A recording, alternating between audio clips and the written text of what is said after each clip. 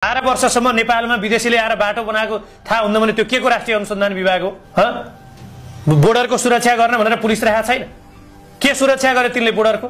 कतिजना हाकिम फेरिए यो 12 वर्ष? लाइन लाएर तिनलाई जेल हाल्न पर्दैन? देशको राष्ट्रियतामाथि, देशको अस्मितामाथि खेलवाड गर्न पाइन्छ? नेपालीको भविष्यमाथि खेलवाड गर्न पाइन्छ? मुलुक बर्बाद गर्न पाइन्छ? मुलुक बनाऊ, मुलुकको सुरक्षा गर भनेर तलब पाएको हो कि होइन? मुलुकको सुरक्षा गर्न फुली ल्याएको हो कि होइन? त्यो फुली किन दिए?